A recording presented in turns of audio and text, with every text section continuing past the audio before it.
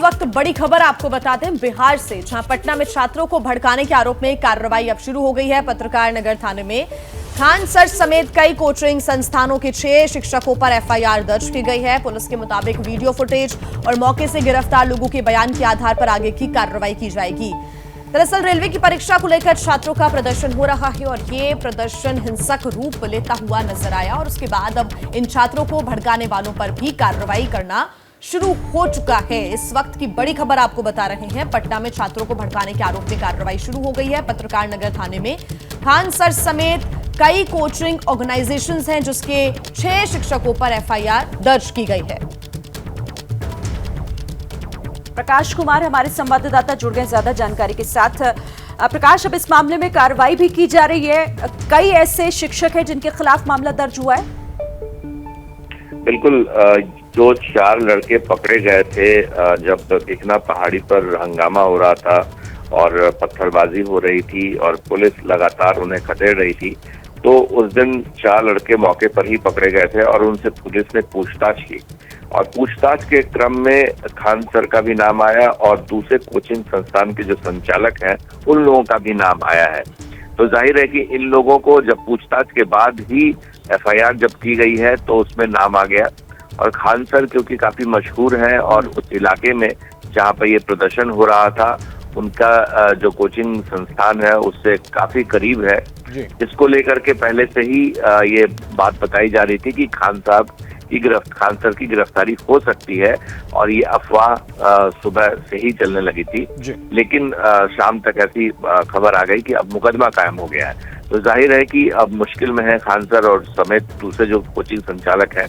लेकिन पटना पुलिस अभी कुछ भी सीधे तौर पर कह नहीं। प्रकाश, मैं आपको बीच में रोक रहा हूं, हमारे साथ इस वक्त फोन लाइन पर जुड़ गए हैं पटना के डीएम चंद्रशेखर सिंह। बहुत स्वागत है सिंह साहब आपका। सबसे पहले किस तरह से कार्रवाई आगे बढ़ रही है? अब खान सर का भी नाम आ रहा है, 6 और टीचरों का नाम आ रहा है, कैसे आपकी जांच आगे बढ़ रही है सर? क्या कुछ जानकारी देंगे इस पर?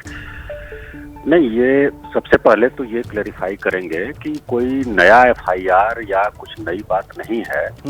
जो 24 तारीख को राजेंद्र नगर रेलवे स्टेशन पर घटना हुई थी उसी को लेकर के उसी दिन जो एफआईआर दर्ज हुई थी और उसमें कुछ वीडियो फुटेज और कुछ जो अभ्यर्थी पकड़े गए थे उनके बयान के आधार पर जो नाम वगैरह आए थे तो वो उसमें शामिल हैं, जिसकी जांच पुलिस कर रही है और उसको बिल्कुल मेरिट पर जांच कर रही है। कोई किसी प्रकार का पूर्वाग्रह या कोई किसी प्रकार का व्यक्तिगत वैमनस्य की बात नहीं है।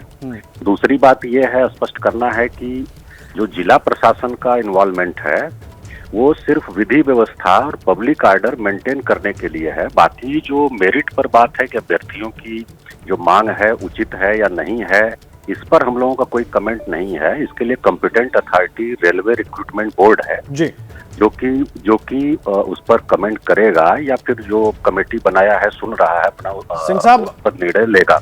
सिंह साहब, खान सर का भी नाम आ रहा है, जिस जगह पर ये प्रदर्शन हो रहा था उसके बहुत पास उनकी कोचिंग थी और बताया ये जा रहा है कि कई और टीचर्स हैं जिनकी वजह से ये एक तरीके से ये पूरा बवाल खड़ा हो गया।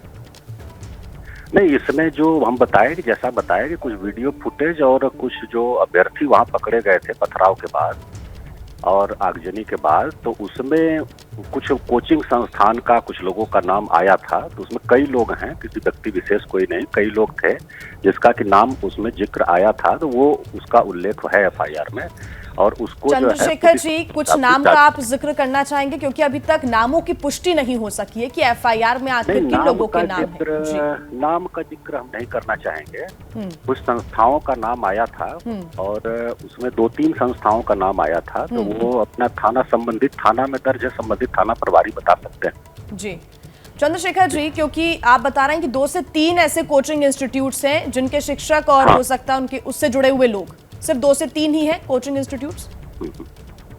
हाँ, 2 से 3 ही हैं अभी तक। और दूसरा ये हम ये भी क्लैरिफाई करना चाहेंगे आपके माध्यम से, एबीपी न्यूज के माध्यम से, कि सभी कोचिंग संस्थानों के प्रति कोई पूर्वाग्रह हम लोगों का नहीं है। सभी प्रोफेशन है, उनका हम लोग सम्मान करते हैं। लेकिन जिन लोगों का कुछ इन लोगों का इन्वॉल्वमेंट अगर पाया जाता है तो नियमानुसार जो कार्रवाई होगी पुलिस करेगी, वो नियमानुसार करेगी। लेकिन इसका मतलब ये नहीं है कि सभी कोचिंग संस्थानों को बदनाम किया जाए या सभी कोचिंग संस्थानों के प्रति हम लोग कोई पूर्वाग्रह रखें। सबका अपना प्रोफेशन है, सभी लोग मेहनत करते हैं और चंद्रशेखर हम लोग सम्मान करते हैं। हमारे साथ हमारे संवाददाता प्रकाश भी जुड़े हुए हैं, वो आपसे कुछ पूछना चाह रहे हैं। जी प्लीज। डीएम साहब, मेरा सवाल ये है कि 24 तारीख से ही लगातार ये हंगामा चल रहा है और इसका कोई खास कोई एक लीडर नहीं था। क्या आपको लगता है कि लड़कों के पीछे कुछ ऐसे लोग थे, या तो कोचिंग संस्थान के लोग या कुछ और लोग थे जो इसको हवा दे रहे थे?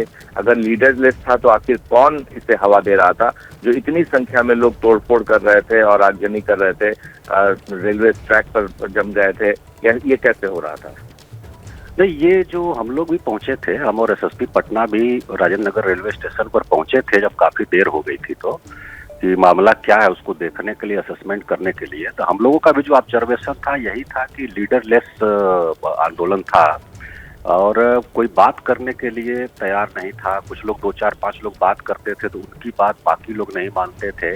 इस प्रकार से काफी देर तक ये सब चला था। तो हम लोगों को भी यही लगा था कि लीडरलेस ये है आंदोलन।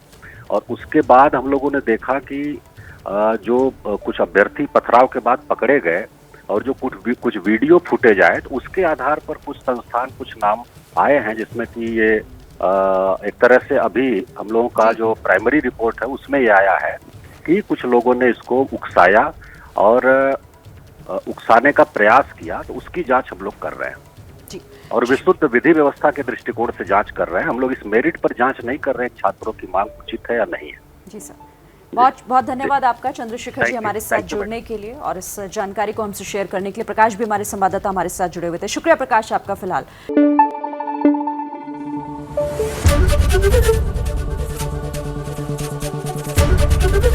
एबीपी न्यूज आपको रखे आगे।